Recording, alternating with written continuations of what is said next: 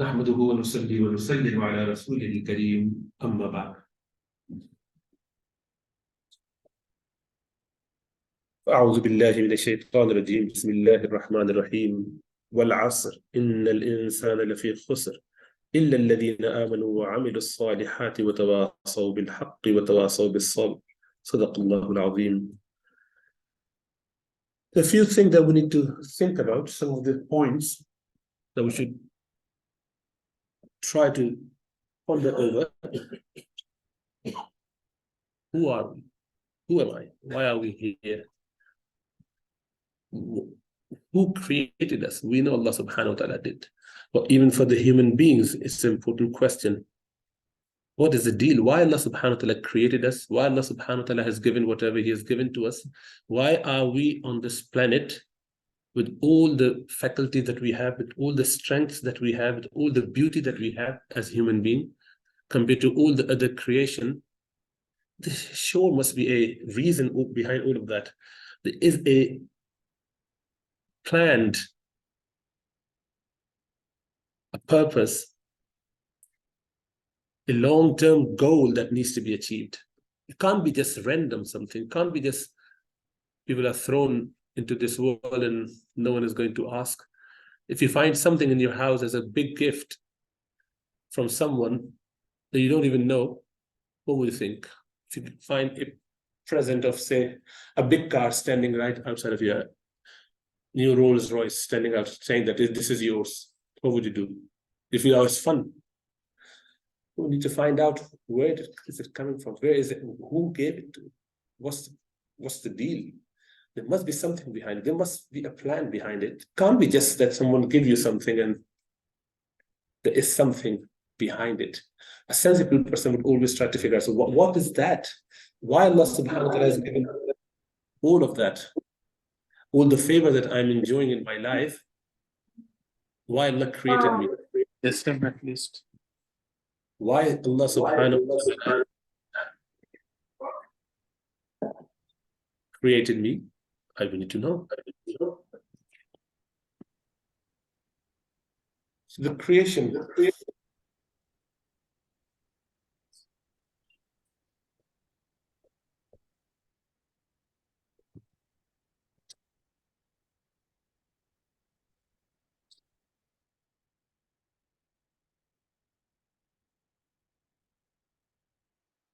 Allah subhanahu wa ta'ala had previously created jinn and many other creations like angels, many other animals. But then Allah subhanahu wa ta'ala decided to make his vicegerent. Vicegerent is Khalifa. Khalifa is someone who is your subordinate, someone who would take care of some of the bits that you want him to do. They will be tasked with something which they will fulfill according to your guideline. So if I send someone to a different city and say you have to do this, and this, that's your job plan for 3 months, 6 months, a year, just go and do it. What are they supposed to do? They just carry it out. So that was Allah's plan, that I would create a creation with all the faculties and they should be able to serve me in the land. The previous generation being, what was the creation before us? Jinn. So they made they've done a lot of wrongs. They were really cruel. Most of them didn't even believe in Allah subhanahu wa ta'ala. So Allah subhanahu wa ta'ala sent down angels to chase them, kill them, get them out of the way. There was some got escaped and they managed to be here, and Allah subhanahu wa ta'ala said, leave them. Some hid in the seas and some behind the mountains or wherever they are, in the jungles, in the forests. One of them was very, very pious, named Iblis. He was one of the best ones. In fact, the best of them. So Allah subhanahu wa ta'ala elevated him to the station of angels. He was in the realm of Allah subhanahu wa ta'ala. Now in the world, which is a Takwini world, he is part of that, supporting, working as a karkun of Allah subhanahu wa ta'ala, as the servant of Allah subhanahu wa ta'ala, the serviceman to Allah subhanahu wa ta'ala. And it is said that he was so devout, practicing person, that he left no arm span or hand span area in the heaven and the earth where he didn't do any act of worship, prayer, sajda, qiyam, qu'ud, du'as, whatever different prayers he was doing, he would do it. He was so dedicated, practicing Muslim at that point, because he submitted to the command of Allah subhanahu wa ta'ala. He was elevated to that level. Allah subhanahu wa ta'ala decided to finally create this ultimate creation, the Khalifa. Allah presented this as a test case. Allah knew it. Allah presented it to mountains, to heavens, to earth, to angels, to everyone. He said, so Allah subhanahu wa ta'ala said, Inna عرضنا الأمانة على السماوات والأرض والجبال فأبين أن يحملنها وأشفقن منها وحملها الإنسان. But out of all the creation, men said, oh Allah, I'm ready to take this responsibility. I would do the service. I will be at your service. I would fulfill the rights of this book, your religion, be your vicegerent. I would do the khilafah in the world. I would be your subordinate. When mountains, heavens, earth, angels, they didn't refuse. In that sense, they said, we don't feel comfortable. We're not able. We can't. We don't have the capacity. Men said that we will. So we all said that, according to the Quran. Man accepted the challenge. So he was given this post. So what should have happened? Iblis felt jealous. To him, he deserved that post. It happens a lot, doesn't it? With us as well, with our peers in our class. Why he was chosen, why he was given this, and why she wasn't, why. And that's because we get a little bit jealous, the shaitanic way. He got jealous. And then he became arrogant. Rather than, when you become jealous, you start thinking that I have been done injustice to. I'm not been favored. So Allah subhanahu wa ta'ala didn't give it to me, meaning that Allah is not giving me my right. This is my right. So it's wrong decision from Allah. It's wrong decision from Allah means that he's wrong. If Allah is wrong, then obviously I'm better than him, even. Na'udhu billah.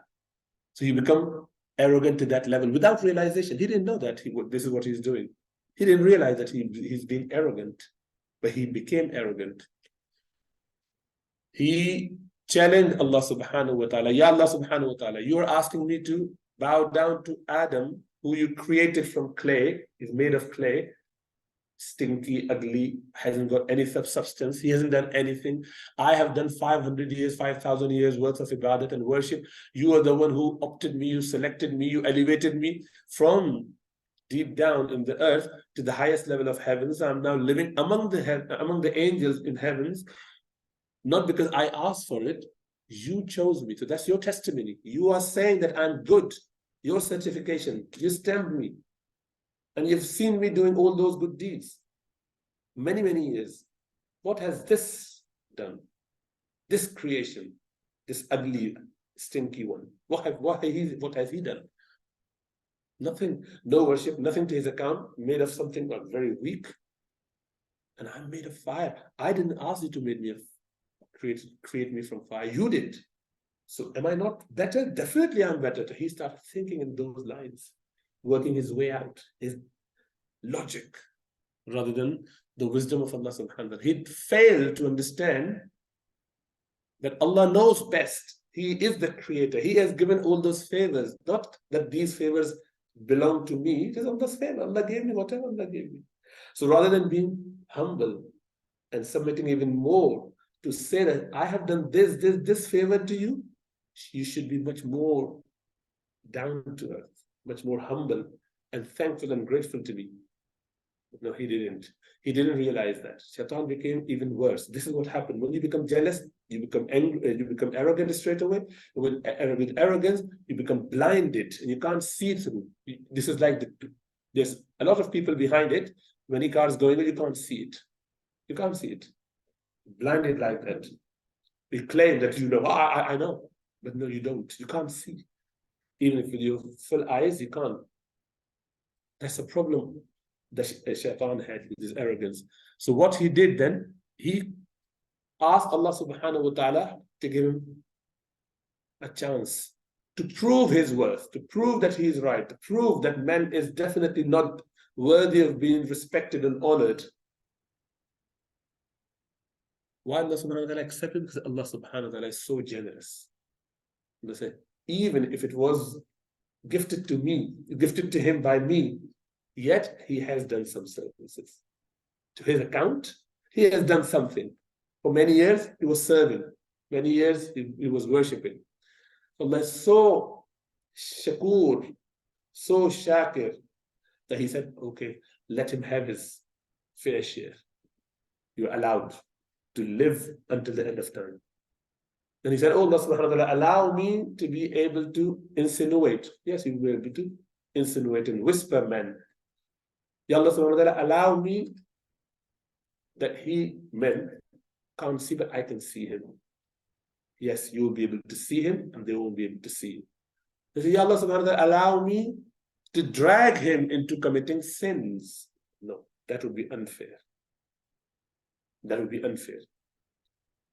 They say, okay, fine, yeah, that's unfair. I've got my deal, I'm happy with that. Allah subhanahu wa ta'ala said, men, on the other hand, in this equation, is obviously much weaker now. He hasn't got anything. Iblis has so much. He's alive up to the end of time. He's seeing them, and the enemy, you can't see enemy, then it's a bit scary, isn't it? And you'll be able to whisper, but they won't be able to see you. So the embellishments or the equipment or to support this equation, Allah subhanahu wa ta'ala provided men with this idea of tawbah. If they err, they will come back to the track through repentance, through tawbah. They would be guided by prophets after prophets, 124,000 of them. They'll be given the right direction by the prophets. So they got the guide. So what that did, that balanced the equation. Now Shaitan has got enough and Adam has got enough. Now this is the game, this is the deal that's happening. In that deal, the children of Adam would continue to come down to the earth. Now, because Adam alayhi salam did not know the true colors, the true animosity and hatred and jealousy Iblis had for Adam, he heard it and he saw some of that. All he saw was, Iblis is not bound down to me. So he's my enemy. But Adam being nice on his own anyway, he didn't see the enemy means what? What could he do to me? So Allah subhanahu wa ta'ala, in order for Adam to realize what is the true animosity we're talking about, because you're not quite understanding the gravity of the situation. You're not quite aware of the odds that you're going to be at with this creation, Shaitan, the Iblis. Allah subhanahu wa ta'ala sent Adam alayhi salam for a temporary period to this Jannah, a garden, as a test. See the beauty, observe it, because whatever you think about, whatever you hear about, whatever you get, known to you through writing or readings, that does not equate. It's not like seeing things. Once you've seen it, your perspective gets completely changed. So when Adam alayhi salam saw Jannah, that was completely an eye-opener for him. He was, wow, this is the place I will be forever. If I did all the good deeds, I am for it. In fact, that was the thing which Shaitan caused him to slip against. Shaitan didn't ask him to just take fruit. And I was like, oh, okay, let me just have extra fruit. He wasn't greedy. He was like, let me just have extra. He got everything. Shaitan said to him, you will become angel-like, like myself. You will be there forever. Allah subhanahu wa ta'ala only stops you. إِلَّا أَن تَكُونَا مَلَكَيْنِ. You become like angels. أَوْ تَكُونَا مِنَ الْخَالِدِينَ or خَالِدَيْنِ. And you would live forever. You become angel-like and you'll be forever. Men want that, obviously. We all want to be forever living. And we should be like angels, so we are completely in control. We've got powers, like, everyone wants power, magic, whatever. Flying here and there, coming within seconds. Everyone wants. Men want that. So this is internally built in as a covetousness for men. Not greed, because it's not negative, it's positive, it's fine. To yearn for all those beautiful things which Jannah subhanahu wa ta'ala has created for us, it's all okay, it's perfectly fine. So Adam alayhi salam saw this, Hawa alayhi salam saw this, and they observed it, they saw Jannah. And then Shaitan took that opportunity and misguided them both, tried his best, eat from that fruit. And he slipped, he forgot momentarily, thinking, okay, let me just get that as well. And once they saw the effect of that, which is the clothes were taken off and they were being, like, Allah subhanahu wa ta'ala was angry, so they could see all that blessing is going away from them and they'll be left in some miseries. So they realized, and he realized, they both started repenting to Allah subhanahu wa ta'ala. Allah accepted the slip. It was meant to be like this, so that Allah subhanahu wa ta'ala could show them. Allah wanted them to have a look at that. And now Adam alayhi salam realized the true colors of this friend-like foe. That someone who's appearing like your friend. The ultimate Dajjal would be like this. But he was the Dajjal. Dajjal means to show something other than what you are. He was literally a criminal man. Well, not man, jinn, shaitan, iblis. So Adam alayhi salam now realized, and he's happy with this. Okay, now I know. That is why shaitan could never ever deceive him again. He knew it. Whenever there was any trouble, he would know.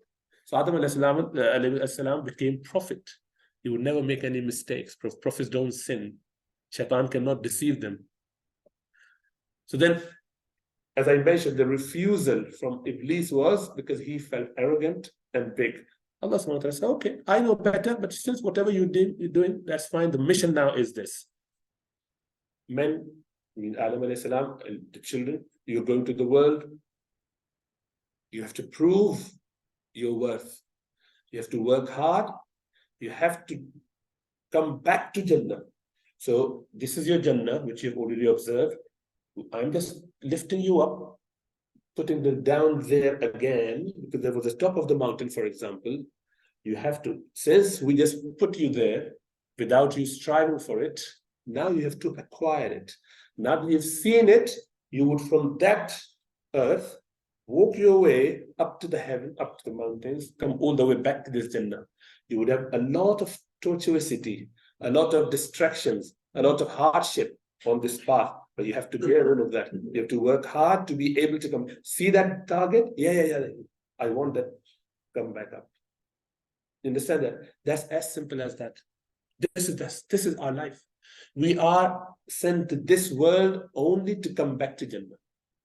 And Allah subhanahu wa ta'ala made it very clear that you can only do that through my pleasure.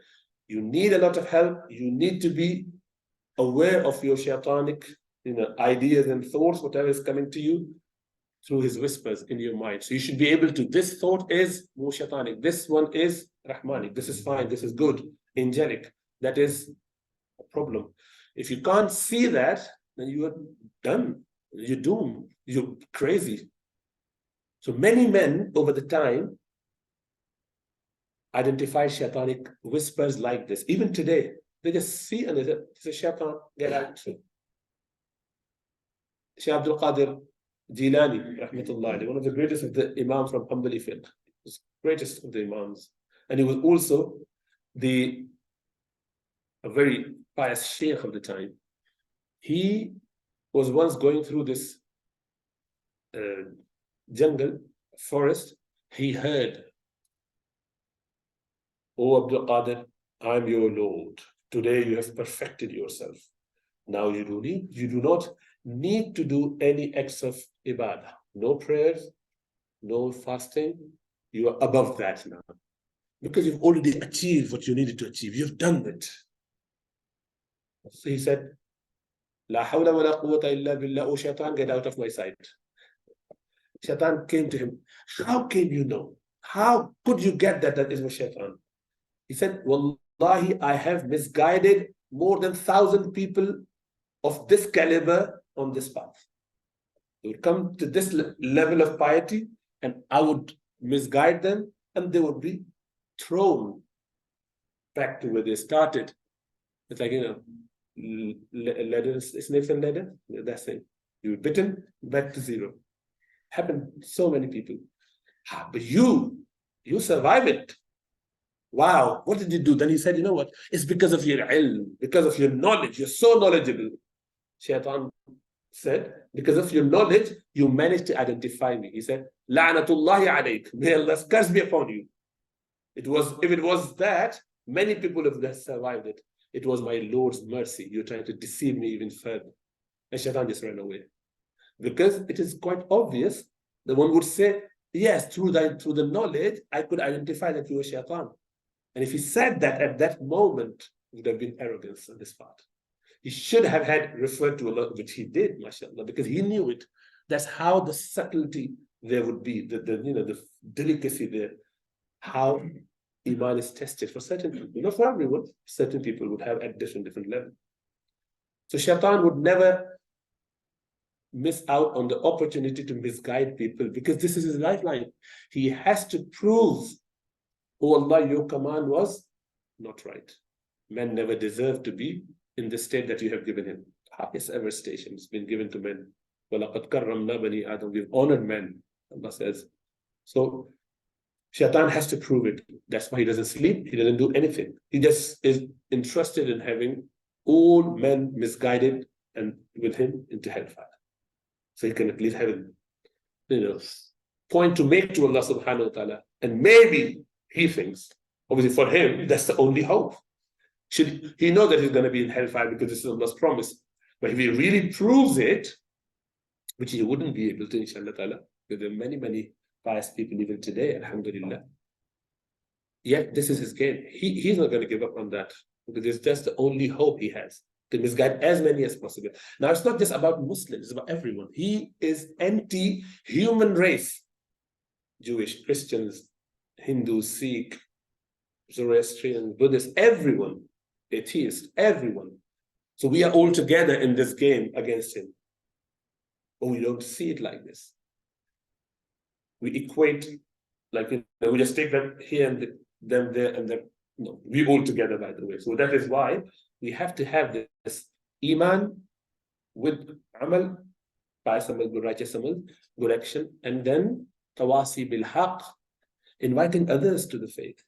Keep reminding, we're together, please come back to the track. So this path that we are all traversing together is very clear. Path is very clear. There's no doubt about the path.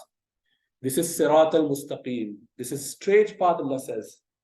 And that Sirat al-Mustaqim is trodden by all the pious people. Those who Allah subhanahu wa ta'ala has favored. So who are the people that Allah favored? Allah says, فَأُولَٰئِكَ مَعَ الَّذِينَ أَنْعَمَ اللَّهُ عَلَيْهِم مِّنَ النَّبِيِّينَ وَالصِّدِّيقِينَ وَالشُّهَدَاءِ وَالصَّالِحِينَ.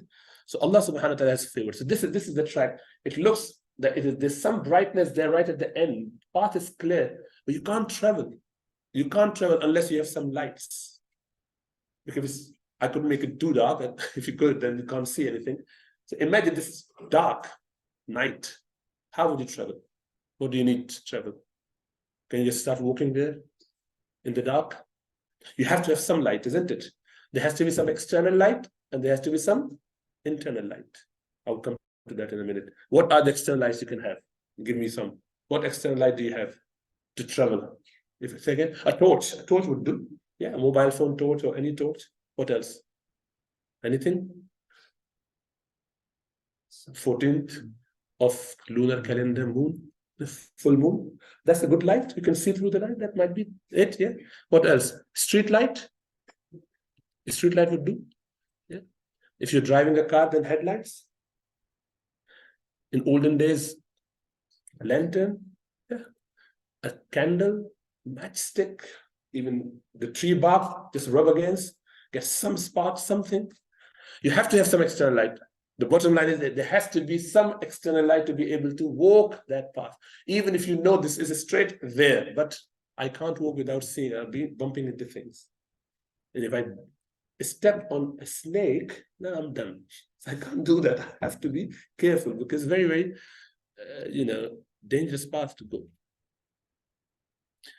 And in the day, it's the sunlight. Yeah. If it was a day, even better. But what about internal light?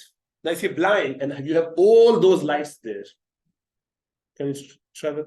Completely blind. Sun is next to you.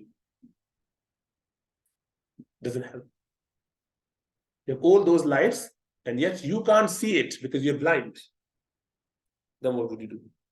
You have to have internal light. What is that internal light? That eyesight. You have to have that eyesight. Okay, has to be there. If you wear glasses, put them back on. If you've got cataract, get the operation done.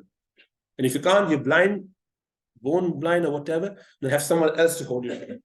Yeah, be someone's, under the guidance of someone like in the guide person would take you or whatever. There's no way other than that. You can't travel without these two lights. So what are this? What is this? What is this external light? External light is this knowledge. Sharia knowledge.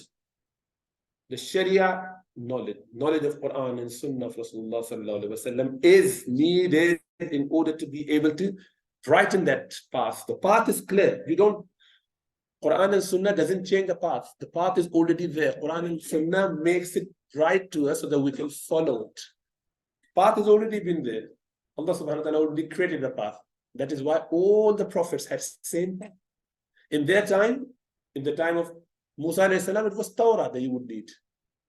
That was Torah and the way of Musa alayhi salam, not Quran and Sunnah, for those people to be able to see that light. For Isa alayhi salam, for Isa alayhi salam himself, his teaching, his guidance, and Injil, the gospel. From Muhammad sallallahu alaihi wasallam, which is the final prophet, ultimate prophet, for us now, that's the finest, latest edition, Quran and the way of Rasulullah sallallahu alaihi wasallam, which has to be there in order to brighten your path. You can't travel without that light. You have to have that.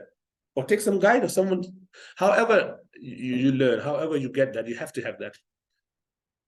But then internal light, what is internal light? A spiritual cleansing. A spiritual cleansing. Tazkiyah. That's internal light. If you do not purify yourself, remember, Shaitan had more knowledge than all of us together. You agree? Shaitan had a lot of knowledge. He knew it. For him, it wasn't a problem at all. He knew it. Even today, he has more knowledge than all of us together. So did his knowledge deliver him? Could it deliver him? Could he get successful? Not at all. Why? Because he hasn't got internal light. He's blind in sight. He can't see. Although he has a son, but he can't see because he's blind. You have to have that cleanse. So what was his disease that blinded him? What was the problem that he had that covered his eye, that he couldn't see the path? Jealousy and arrogance. They work together most of the time. If you don't become jealous to someone, if you felt that they were worthy of that. Someone will say, oh, I'm jealous of him, but I think he's better than me. Can't be jealous. If you feel he's deserving of that and he's better than you, then you're fine. So that is why jealousy and arrogance go hand in hand most of the time. So the internal light, that is adopted to the people of Allah. People of Allah are the people who spiritually work on their heart. They get rid of those diseases. They work and cleanse their heart. They are the people of ihsan, as per the hadith of Jibreel. They're the people of tazkiyah. That is why Allah says, you have to come to Allah subhanahu wa ta'ala with this sound, wholesome heart. Allah inna fil jasadi mudghah. Indeed, there is in the body a piece of flesh. إِذَا saluhat, when it is sound and wholesome. Saluha al-jasadu kullu. The whole body is sound and upright. وَإِذَا fasadat, and if it is corrupted, then whole body is corrupted. Fasad al-jasadu. Ala wa hiya al-qalb. This is the heart. That needs to be. That is why Allah says, it is not just the eyes that get blind. وَلَكِنْ تَعْمَى الْقُلُوبَ الَّتِي فِي الصُّدُورِ. Even the hearts get blinded. Blinded means they get veiled. They can't see. So Shaitan could not see this arrogance. Hence, he was not able to benefit from his knowledge. Otherwise, he would have just done the job. All easy. So we do the same. So the path that we have very clearly identified by Allah subhanahu wa ta'ala, shown to us by Prophet Muhammad sallallahu alaihi wasallam, very clear as a daylight. One can only travel if he has both lights. You have to have that. If you do not, you'll be struggling. If you have this one or the other one, likewise. You may have in us tazkiyah. You have purified yourself. You feel yourself humble, nice, and gentle. You do not become impatient. You are not thankless. You're very good with your heart. You never have ill feeling towards people. You are not arrogant. You're not having got any anger. All those diseases of the heart. You're not materially inclined. Yet, you're completely jahil. You do not know the path. The way is completely dark, pitch dark, and you can see without glasses when there's light. Can you see when it's all dark? You can't. You have to have that external light. You still bump into things. But that is why you have to have both. You have to have both. So the knowledge, how do we achieve knowledge? Easy, very easy. With the physical, I wouldn't go through that all because that is a separate talk on its own. But 3 sources of knowledge: physical, cognitive, which is intellectual, and revelation. I use these 3 words to make it PCR as a reminder. So you can say PCR. You all remember PCR in COVID? Everyone was having PCR. It's polymerase chain reaction, which is the magnification of the DNA material of the virus or bacteria, any living object. You can just magnify that. It just becomes big and you can see it under the microscopes, even the microscopic stuff. So that's why it's called PCR. So remember PCR. Physical knowledge, you've got 5 senses. Cognitive knowledge, you've got social, logical, mathematical, all those intellectual abilities that we all go through. And then revelation is the message of Allah subhanahu wa ta'ala to his creation through any means. Could be that through the angel, for example, the commonest one, through angel Jibreel. Physical knowledge, your 5 senses are: you see, you hear, you smell, you taste, and you touch. Your 5 senses. You learn a lot from those 5, yeah? You all know it, you've gone through it. And the logic is using all your connection neurons and neurotransmitters, all lateral thinking, working it all nicely, and you'll be able to come up with the quite complex idea. By the grace of Allah subhanahu wa ta'ala, this is where people get deceived. This is where shaitan get deceived, thinking that since I could do all of that, I can do everything. It's like when you have a horse, so you're walking, and then you got a very nice horse, and you started riding that horse. You're quite happy. And you think, I can conquer everything. I can be wherever I want to, even if in your Rolls Royce, which you've just been gifted. You can go wherever. And there comes this mountain. What do? You're stuck. You can't go on the mountain while you're riding the horse or your whatever car you have, or the sea. You have to have something else where there is limitation of logic, intellectual ability, the mind, the brain. There comes the revelation. That's where the next level starts. That's where the revelation starts. So revelation. So we have to have all the faculties, all 5 senses, plus our logic, aql, and then the revelation. The revelation is what Allah subhanahu wa ta'ala is telling us why, howness of the thing, why something. We can through intellectual ability understand why are you here, because you're alive, why are you alive, because you've got this. But I can't know what is the actual purpose. That purpose has to be told us by the Creator. So that is what Allah subhanahu wa ta'ala would do. Allah subhanahu wa ta'ala has already told us about the reason for the creation. So Allah subhanahu wa ta'ala, through his 124,000 prophets and messengers, gave us this 3-point agenda. Your tawheed, with regards to your understanding, your aqidah, tawheed, risala, and ma'ad. Basic 3 aqaidah. Ma'ad means a life hereafter. And risala is prophethood. And tawheed is the oneness of Allah subhanahu wa ta'ala. So you have to have all 3 aqidah clear, which we know. Then Allah subhanahu wa ta'ala told us how to ask Allah to help you through the revelation. How would you get that? So you would know just by using your 5 senses. Everyone who is intelligent enough to know that I am now in this world. Does anyone believe that they were there forever? Anyone, if you have this crazy idea that I've been here forever? You know, we all believe that there was time before that. I don't know what happened before me. I don't know. There's a time, definitely. Maybe I could have all the glimpses from the age of 3, 4, 5, maybe, not 2 or 3, not 1. Clearly, don't remember. Maybe if you're so freaky, these kids could be very dangerous. And I think the computer kids, Z generation, they call it. So they could be, who knows? But generally, you don't know. You know that there was time when you were not here. So you were not there. All of a sudden, you are here. What does that mean? Allah subhanahu wa ta'ala, someone has created you.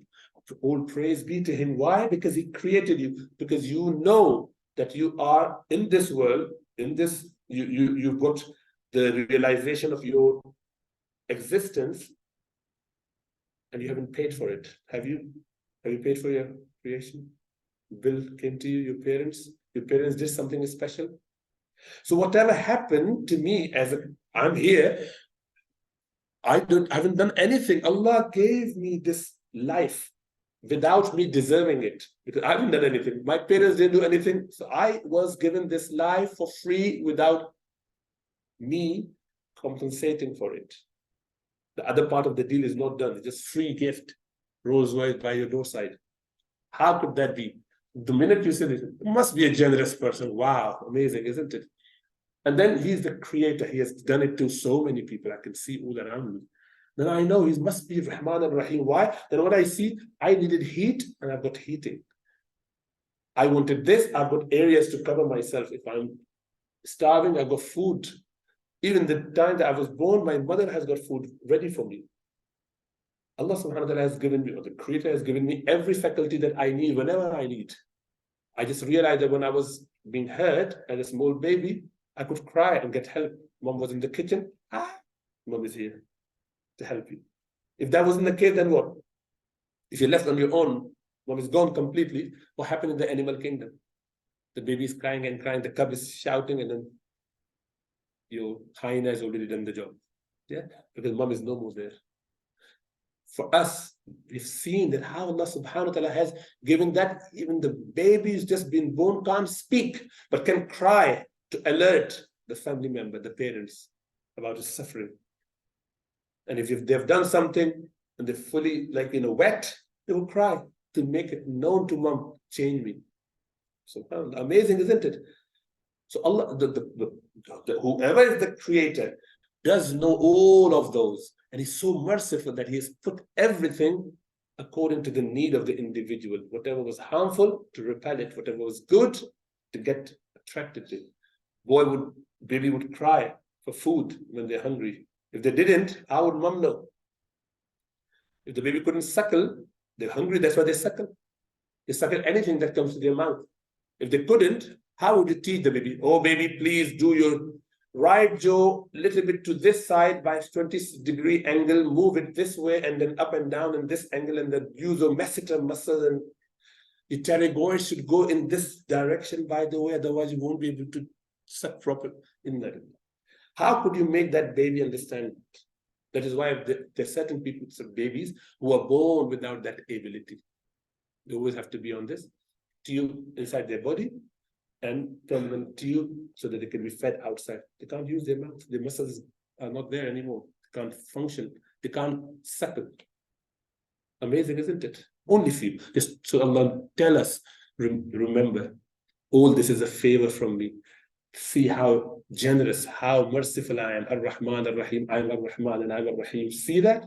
Even to those who reject me, I give it to them as well. And then the Maliki, then you realize through your intellectual ability, you know what? There must be a day where I will be questioned. No one can give me that Rolls Royce without having part of the deal which I need to fulfill. There must be an agenda behind it, some motive behind it. So what is that? I want to know. So, okay, whoever that creator, Allah subhanahu wa ta'ala, whoever are you, the one who created me is very merciful. I accept all of that, and I know that I'm here for a purpose. What is that? Please guide me. I don't know. I worship you, and I seek your help. You tell me through the help. Guide me to the path. Guide me to the where. What do you want? That's a path. That's my job. What is my job description? Why am I here? What is my role here? This is what we say to Allah subhanahu wa ta'ala. MashaAllah, you're good. You're intelligent. And you also qualify that. Not just the path of those whom you favored. I want to follow that one so that I could be favored as well. So no worries. It's very easy. The path is of these people. Who are they? These four categories. Anbiya, Siddiqeen, Shuhada, Salihin. Prophets, Siddiqeen, martyrs, and righteous people. You have to follow their path and you'll be done. But if you look at that, We are on this track. The path is clear. We've got the guidance, but we are blinded by that. How come? Is it the knowledge, or is it the internal knowledge? External light or internal light? Possibly both. But if you do not have external light, you can borrow it from people. You've got scholars to take from. And if you do not have internal light, go and get it cleared. Get that light. Get that operation done. Get your eyesight sorted out. If you've got cataract, get the operation done. If you're blind, just get the glasses, or hold on to someone else's hand. And you can't be sitting. Unfortunately, the ummah is sitting. That is why we are in this mess. As a whole, human beings are giving up. They are giving up against shaitan. Shaitan apparently is winning. It seems like that shaitan has got upper hand. Why? Because he's managed to misguide more than 3/4 of human race. How many are there Muslims? 2 million. 2 billion roughly, out of 8 billion people, roughly. Yeah, 25%. So what's happening to the 75%? So number one. What about this? Even within that, that's why I say more than, within those 2 billion, how many are aware of what they're doing or what they should be doing? Big question, isn't it? Apparently they are Muslim. Now what happened? Shaitan then said, you know what? I know you have got this built-in problem. Because remember, one thing I forgot to mention, Allah subhanahu wa ta'ala, in order to equip men to fight off shaitan and shaitan's whisper, did two, like one more thing. One was that Allah subhanahu wa ta'ala inspired him with the good and the bad. So Allah says, فَأَلْهَمَهَا فُجُورَهَا وَتَقْوَاهَا. We have inspired men with the good and the bad. Means you have internal ability to see haqq and batil, good and bad, by and large, generally, unless it's very subtle. Clear-cut wrong and clear-cut right is seen. So if you clean your heart, you can see it very clearly. But if you keep getting into trouble with the diseased heart, then you can't see it.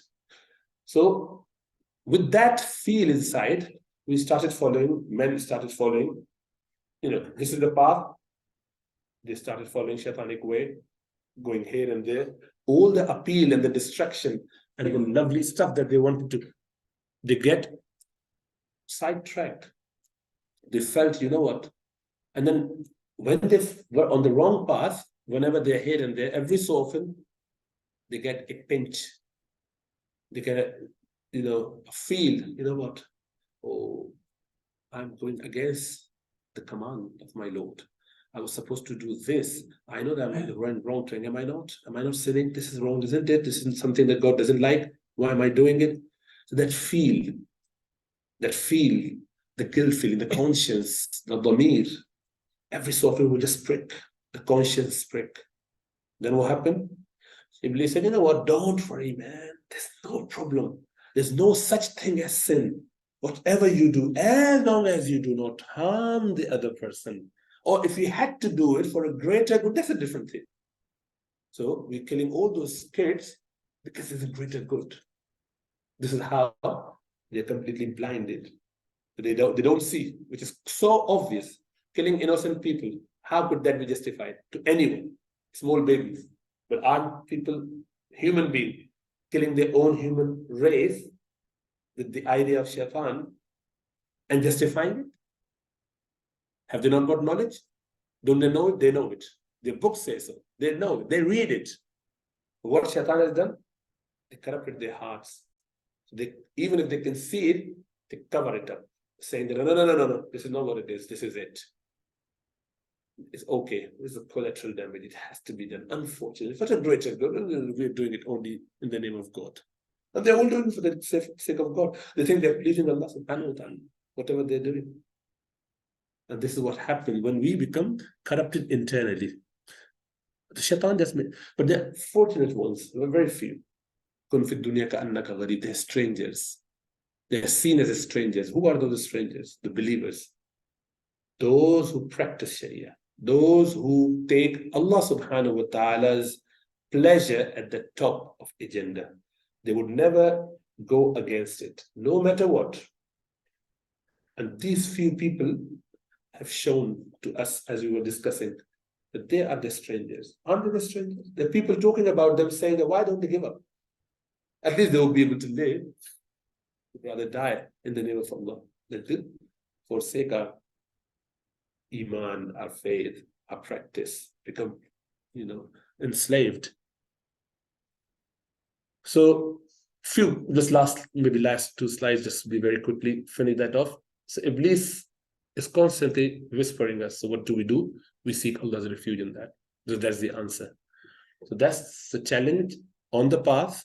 That's the answer. Seeking Allah's refuge. A'udhu billah.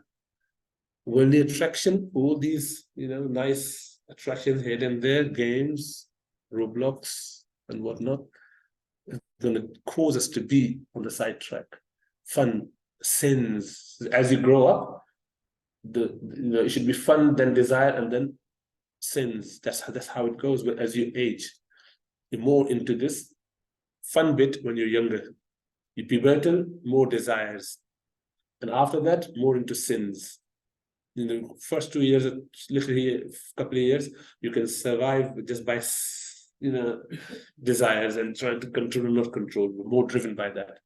But then you said, you know what, enough. I'm going to commit all the sins, and you get dumped into sin. This is what shaitan does. So the way is stay connected to Allah subhanahu wa ta'ala. Remind yourselves. You can connect to Allah subhanahu wa ta'ala through prayers, through fasting. That's why we are told to bring the kids to prayer when they're 7. 7-year-old, what does he know about prayer? It's not even fard on him. And if they're 10 and don't pray, twist their ears a little bit. Make them in habit of praying 5 times a day. Not because it's fard on them. They're not. You won't be sinful if you didn't pray.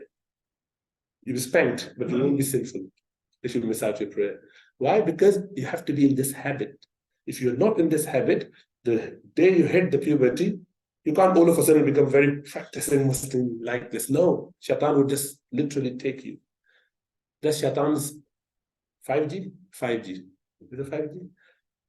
The puberty is shaitan's. Shaitan is waiting. If you can't control people, you kids are the worst people for shaitan. Biggest challenge for shaitan is the kids. Because you can very easily sort him out. He hasn't got connection to misguide you. He can only misguide you with certain silly things, but not a proper disobedience, because Allah has already kept you nice and pious. The day you become pubertal, from 12, 13, shaitan says, now another one of my target. And you become very easy target for shaitan. So make sure that you are ready and well equipped before that with the spiritual connection to Allah subhanahu wa ta'ala. So the more you practice, the more you are safe. The more you are surrounded by the sunnah of Rasulullah sallallahu alaihi wasallam, everything, and the more you will be saved from the shaitan's ideas. And obviously, thinking about the world, we are only here as an examination hall. In the examination hall, thinking about something outside is crazy. Do the paper and out you go. And you'll be in Jannah and done. Otherwise, you waste your time thinking about your games or other things while you're in the examination hall. Crazy. Forgetfulness, remember Allah subhanahu wa ta'ala. Death is al-yaqeen. We have to all die regardless. Whether we believe in Allah or not, everyone has to die. And then the worst thing is this influence from your bad companions. Be in the good company. And the worst company is mobile phone, internet. Stay away from that. So that's the situation of Ummah, where we are all struggling. And why that is? Because Rasulullah sallallahu alaihi wasallam said, "Yushikul umamu an tada'a alaykum tada'a kama tada'a al-akalatu ila qas'atiha." They said, it's very soon, close to the end of time, the nation would call each other as people are called for food on the big platter. They said, come and have food. Everyone will start coming for food. فقال قائل, so someone said, ومن قلة نحن ومن قلة نحن يومئذ يا رسول الله. Would it be because we are very few in those days? Because of the fact that we are low in number, less in number? لا رسول الله صلى الله عليه وسلم بل أنتم يومئذ كثير. No, you'll be a lot in those days, in that time. ولكنكم غثاء كغثاء السيل. But you will be like the foam of the sea. It's amazing. Rasulullah sallallahu alaihi wasallam could have said that you'll be like the number of stars on the sky. The Sahaba were, he said to Sahaba that you, O Sahaba, are like the stars. For us, later generation, he said you'll be like foam. A lot of foam on the sea, covered with that. Yet, can be thrown here and there with the wind blowing there, wave going there, whoever. You go and do this and they will go. Your small blow can move them. They haven't got any substance. They haven't got any depth. They haven't got any weight. They don't drive anything. They are driven by everything around them. Even as, slightest of the thing can throw them away. They haven't got no weight at all, despite their number. And then they say, Ya Rasulullah sallallahu alaihi wasallam, what would happen? He said, yes. وَلَيَنْزِعَنَّ اللَّهُ مِنْ صُدُورِ عَدُوِّكُمْ الْمَحَابَّةَ مِنْكُمْ. And Allah subhanahu wa ta'ala would snatch away your ru'b, your fear from the hearts of your enemies. They would not fear you anymore, despite your number. And why would that be? وَلَيَقْذِفَنَّ اللَّهُ فِي قُلُوبِكُمُ الْوَهْنَ. Allah subhanahu wa ta'ala would instill in your heart a disease. Mean that you would have done all those sins and you would have that diseased heart. The heart in your heart, that weakness, that's wahn, al-wahn. Wahn means a weakness, a disease. فَقَالَ قَائِلٌ. So one of them said, Ya Rasulullah sallallahu alayhi wa sallam, وَمَا الْوَهْنُ? What is this al-wahn? What is this? So Rasulullah sallallahu alayhi wa sallam said, حُبُّ الدُّنْيَا وَكَرَاهِيَةُ الْمَوْتِ. Love for this dunya, material world, and hatred for the death. We're not ready to die. I don't want to die. I want more years to live. No one is ready to die. And I'm so interested in this material world, my career, my phone, my material world, my status, everything. Even pious, apparently pious people, imams, they're into this, oh, how many likes do I have? What would I get in my next talk and how many people? You didn't like it? Was it okay? Ask me about that in order to see how many followers. Crazy, isn't it? Crazy. So, hubbud dunya, love of this material world, wa karahiyatul maut, and the hatred for death. And you see, these people have proven that they haven't got neither. They haven't got love for dunya. They are offered a peaceful exit somewhere if they can prove that they're not going to cause any trouble and they'll be settled somewhere. They're not going to accept that. They don't want dunya. A comfortable life for 60, 70 years, they're not after this comfortable life. They have proven it. And are they scared of death? No, not at all. They rather smile in the face of death. Haven't they proven that they are the only people who are free from this illness? And yet they are the fortunate few. Have I proven my case? I hope I have. I hope that we be part of that as well. Wherever we are, we live to please Allah subhanahu wa ta'ala. We will live to serve the purpose of our creation. Remember that Allah subhanahu wa ta'ala, subhanallah, Shaitan has got many, many ways of deceiving us. Our salvation and success lies only in obedience to Allah subhanahu wa ta'ala. Following his way in according to the guidance of Rasulullah sallallahu alaihi wasallam, the sunnah of Rasulullah sallallahu alaihi wasallam. If we did it, then we'll be fine. If we do action to please ourselves, rather than pleasing Allah subhanahu wa ta'ala, then we can do whatever. So people do every sort of different things to please themselves more than they please Allah subhanahu wa ta'ala.